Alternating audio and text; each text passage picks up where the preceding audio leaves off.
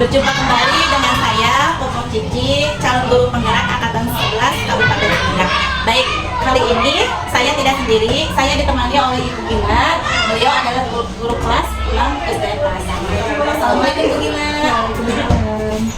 Bagaimana kabarnya? Alhamdulillah. Baik Bu, hari ini kita akan melakukan penerapan pra-observasi. Sebelum nanti saya akan amati proses langsung pembelajaran yang akan dilakukan di kelas. Nah, adapun tujuan yang dilakukan supervisi adalah untuk mengetahui dan mengevaluasi jalannya proses pembelajaran yang akan dilakukan. Dan kenapa kita hari ini melakukan percakapan pra-observasi ini, yaitu sebagai persiapan awal sebelum nanti Ibu melakukan kegiatan pembelajaran di kelas, agar lebih siap dan lebih percaya diri lagi, sehingga Ibu dapat memberikan pembelajaran yang terbaik bagi peserta didik. Baik Bu, ada beberapa pertanyaan yang saya akan ajukan kepada Ibu berkaitan dengan pembelajaran di kelas. Nah, yang pertama, kira-kira nih apa tujuan pembelajaran yang akan dicapai? Untuk tujuan pembelajaran berdasarkan pembelajaran yang ada tiga. Yang pertama itu melalui tayangan gambar, video, atau audio, siswa dapat menjelaskan komponen kendaraan listrik beserta fungsinya dengan tepat. Kemudian yang kedua, melalui diskusi kelompok, siswa dapat mengumpulkan langkah-langkah dalam pembuatan rangkaian listrik seri ataupun paralel. Yang ketiga adalah melalui penugasan, siswa dapat membuat gambar atau mempraktikkan membuat rangkaian seri ataupun paralel. Baik Bu, jadi ada 3 tujuan Ibu yang ingin Ibu capai. Nah, dari tujuan tersebut, area pengembangan yang hendak Ibu capai yang mana? Untuk area pengembangannya saya menggunakan 3. Yang pertama adalah sikap, lalu pengetahuan dan keterampilan. Sikap itu nanti diobservasinya saat di kelas, siswa sikapnya seperti apa. Kemudian pengetahuan, siswa itu dapat menuliskan apa saja sih komponen-komponen dari kelistrikan itu. Untuk keterampilannya, siswa mampu membuat rangkaian listrik seri paralel dalam bentuk gambar atau bentuk Lebih sekali itu area pengembangan yang Ibu capai itu ada 3, ada sikap, ada keterampilan, dan pengetahuan. Nah, dari area tadi yang Ibu capai tentunya ada strategi yang akan Ibu gunakan. Nah, strategi apa yang akan Ibu gunakan pada saat pembelajaran, kemudian metode pembelajaran dan model pembelajaran apa yang akan Ibu gunakan untuk mencapai Untuk strateginya saya menggunakan RKK diferensiasi dengan diintegrasikan dengan pembelajaran sosial emosional. Kemudian metodenya ada diskusi kelompok, ceramah, dan tanya jawab. Untuk modelnya yaitu project based learning. Baik, jadi ada strategi yang ada dari training. Kemudian bagaimana nih dengan media yang akan digunakan pada saat melakukan pembelajaran? Untuk medianya banyaknya beraneka ragam. Yang pertama ada laptop yang digunakan, video, lalu nanti saya membawa alat peraga kelistrikan untuk menjelaskan rangkaian seri dan rangkaian paralel serta gambar-gambar mengenai rangkaian listrik seri dan paralel. Jadi ada berbagai macam media yang dapat digunakan untuk digunakan oleh para didik. Nah, kemudian kira-kira nih kapan akan Ibu laksanakan proses observasi dari kelas ini? Untuk proses observasinya insya Allah saya akan melaksanakan di tanggal 28 pada hari Senin. Jadi 2 hari lagi ya, hari Senin. Nanti pada hari Senin tanggal 28 Oktober pembelajaran pertama saya akan bertemu Ibu, saya akan amati Ibu pada proses observasi Ibu di kelas. Nah, Ibu setelah Ibu melakukan kegiatan observasi di dalam kelas, nanti kita akan melakukan lagi percakapan lagi, yaitu kasta observasi. Nah, di mana nanti akan didampingi oleh praktik pengajar. Ya. Nah, baik, sebelum saya akhiri ya obrolan kita pada kesempatan ini, saya ingin ada pertanyaan saya yang terakhir. Kira-kira apa nih yang Ibu dapatkan dari percakapan kita hari ini? Saya jadi mengetahui untuk modelnya, media, lalu strateginya. Jadi saat nanti di hari Senin saya dapat tahu gitu prosesnya bagaimana terstruktur. Luar biasa sekali ya. Mudah-mudahan apa yang Ibu sudah rencanakan hari ini nanti dapat terlaksana pada hari Senin Ibu ya, dan anak-anak bisa belajar dengan semangat dan semangat. Baik Bu, sampai jumpa kembali nanti hari Senin di observasi kelas dengan saya. Baik, terima kasih atas waktunya. Mohon maaf apabila ada kekurangan. Saya tutup ya. Saya akhiri. Assalamualaikum warahmatullahi wabarakatuh.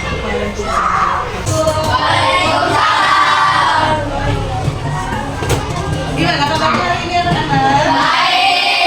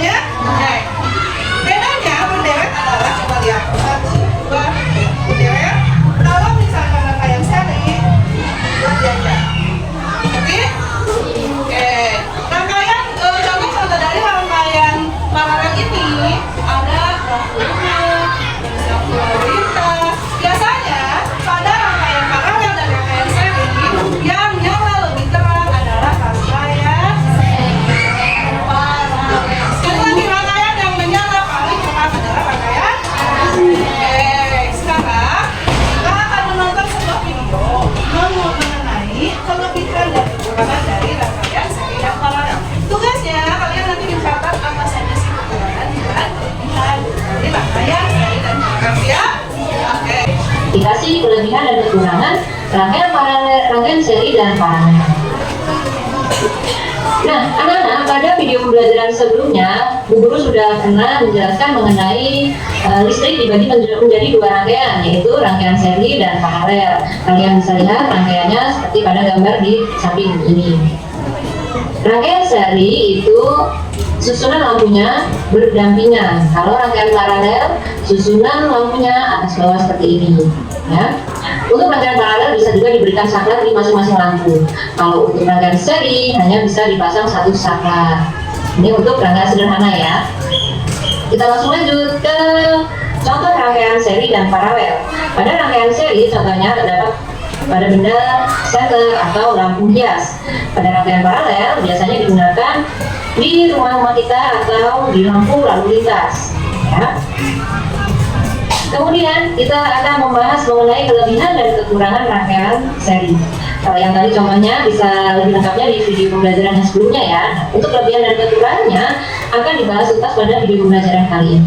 Kelebihan dan kekurangan rangkaian seri itu apa saja? Sesuai dengan pengamatan yang kemarin pernah kalian lakukan, maka dapat kita simpulkan bahwa kelebihan rangkaian seri yaitu nyala lampunya lebih terang, kemudian mudah dipasang atau dirangkai. Dan yang berikutnya, jika satu lampu dimatikan, maka semua lampu akan mati. Sebenarnya itu sesuai kebutuhan ya. Kita maunya satu saklar dimatikan semua mati atau tidak. Nah, untuk kekurangan rangkaian seri yaitu lampu cepat mati karena saat menyala selalu terang. Ya, jadi boros lampunya. Kemudian baterai juga cepat habis. Ya, dan boros dalam segi biaya. Kenapa boros? Karena tadi baterainya cepat habis, lampunya cepat habis juga, cepat mati. Jadi pemborosan biaya. Nah, bagaimana dengan rangkaian paralel? Apa kelebihan dan kekurangannya? Kelebihan rangkaian paralel yaitu hemat biaya pemakaian yang pertama. Yang kedua, baterai, listrik, dan lampu tahan lama. Ya, karena dia tidak semuanya menyala. Yang terakhir, jika satu lampu dimatikan, maka tidak semua lampu akan mati. Seperti contohnya di rumah kita ya. Jadi kalau satu saklar dimatikan, maka tidak berarti semua lampu di rumah kita akan mati. Ya. Kemudian kekurangan rangkaian paralel apa? Sebenarnya kekurangannya lebih sedikit ya dibandingkan seri.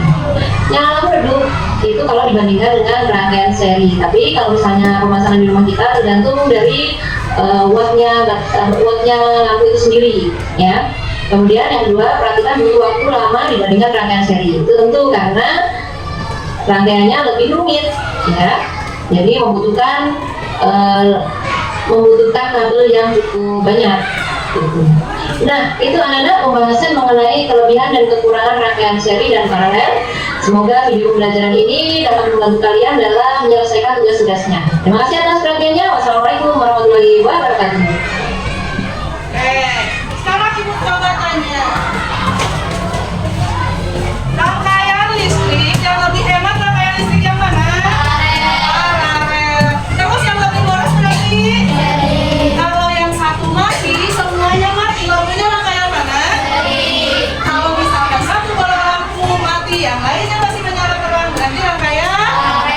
Mengerti? Oke, lanjut. Sekarang ibu akan bahas sebelum kerja kelompok. Akan bahas mengenai rangkaian listrik terbuka dan tertutup. Rangkaian listrik apa? Terbuka dan tertutup. Apa sih rangkaian listrik terbuka dan tertutup? Rangkaian listrik yang terbuka adalah yang tidak ada aliran listriknya. Kalau tidak ada aliran listriknya gimana? Mati. Lampunya mati. Kayak ini adalah rangkaian listrik terbuka. Apanya yang terbuka? Rangkaian apa? Saat pelangnya mata akan mengakibatkan lampu tidak menyala atau mati. Berarti ini merupakan rangkaian terbuka. Oke, sekarang kita lihat lampunya menyala, saklarnya ada. Oke, berarti ini merupakan rangkaian tertutup. Ada aliran listriknya, bisa dinyalakan, bisa kita gunakan. Oke, apakah penemuan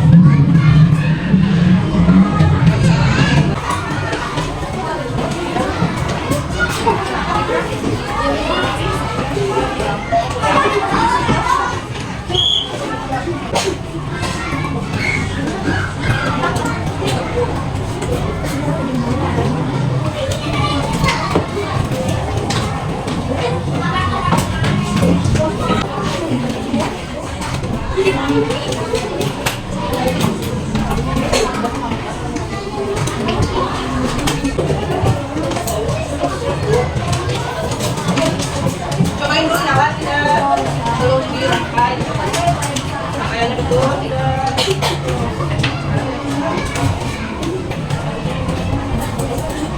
Kita lewatkan dulu tanamannya.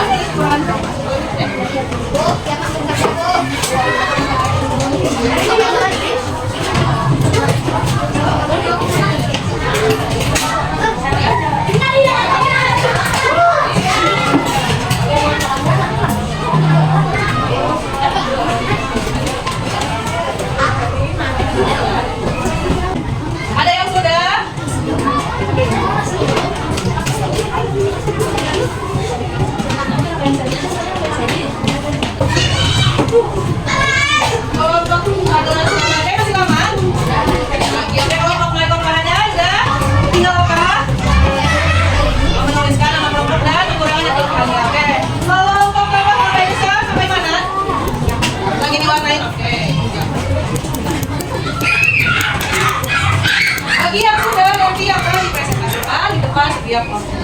Dipresentasikan hasilnya, terus nanti urutannya, langkah-langkahnya, dan sangat terlihat dari rangkaian yang kelompok kalian buat.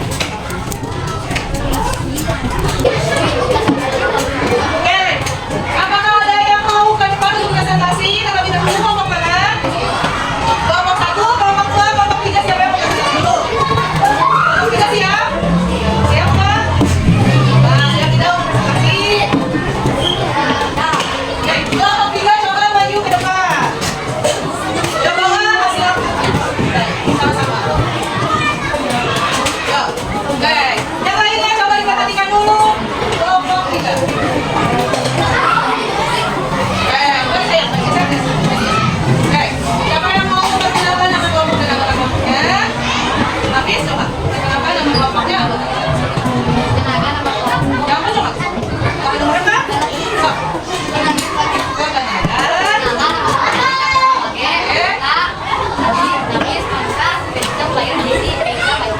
Oke, sekarang bikin rangkaian apa saja? Apakah yakin? Coba, rangkaian sekali dulu. Oke, rangkaian paralel. Oke, stop.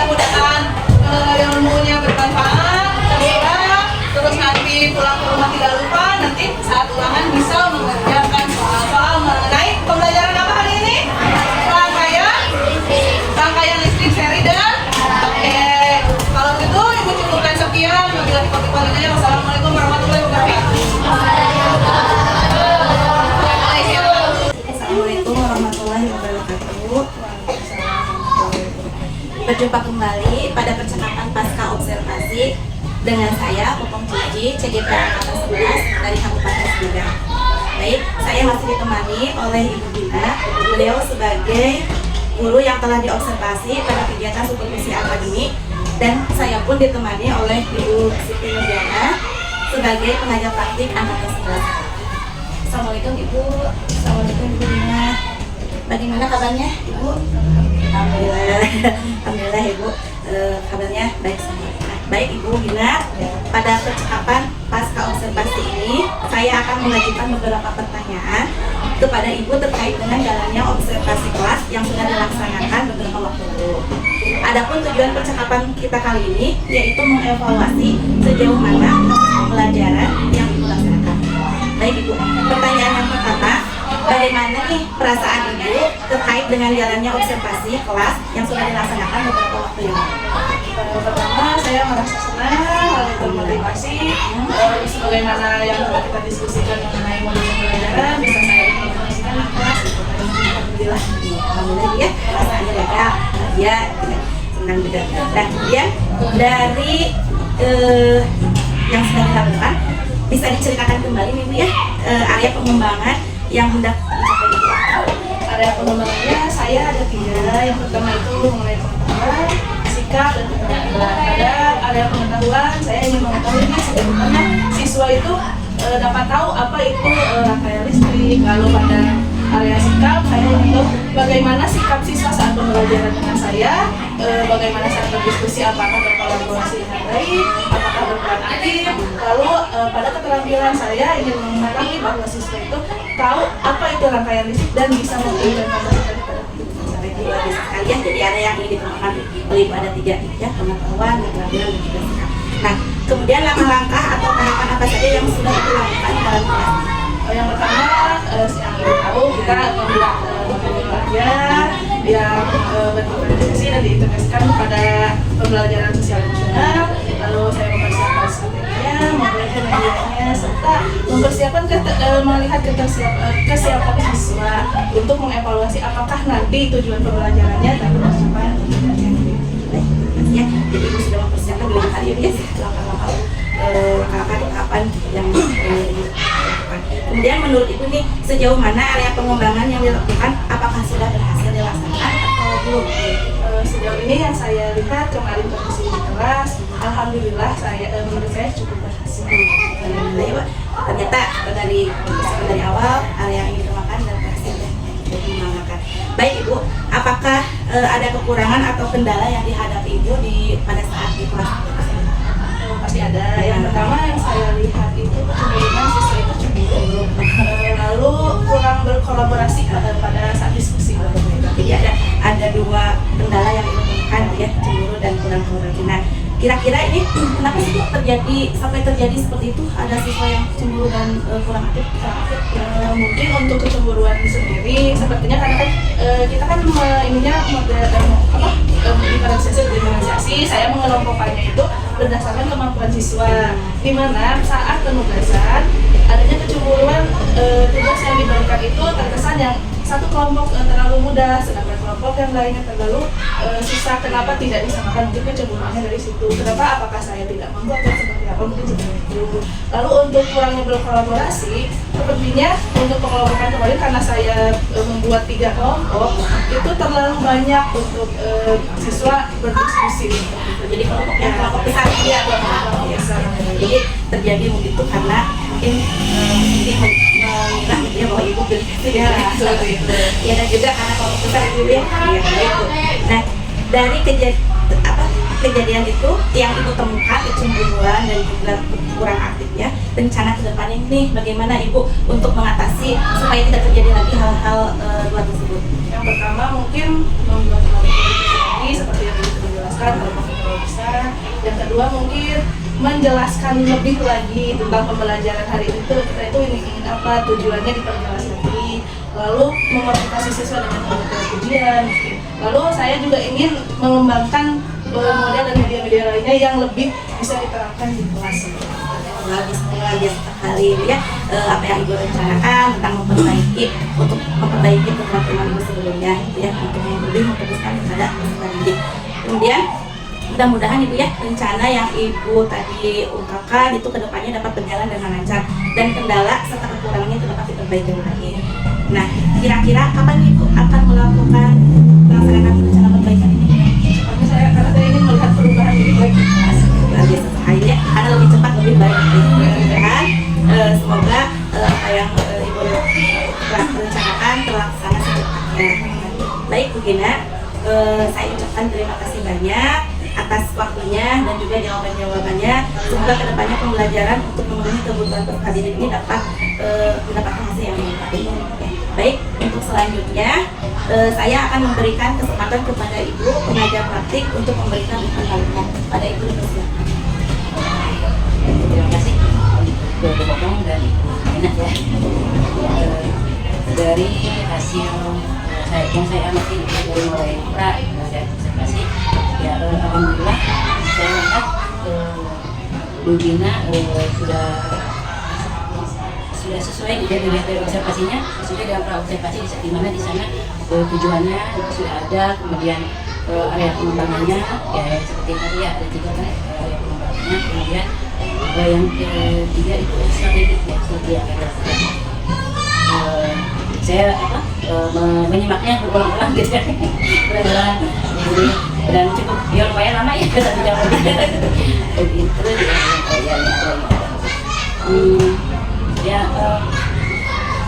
ya memang di dalam mengelompokkan ya untuk mengaktifkan semua siswa dan supaya siswa mau berkolaborasi dalam kelompok itu ya memang sebaiknya mungkin kelompok kecil gitu.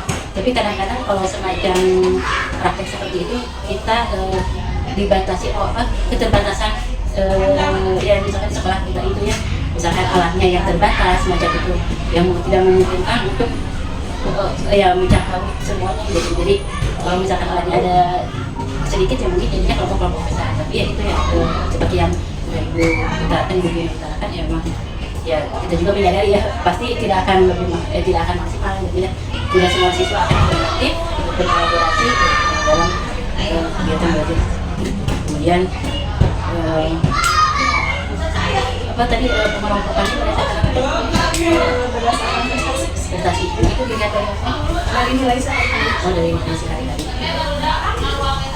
Sebelumnya mungkin melakukan asesmen formatif awal ya. Dari situ kita menjadi masukan ya dalam acuan ya. Bagaimana dari hasil yang sehari-hari dengan asesmen awal apakah memang beda jauh ya.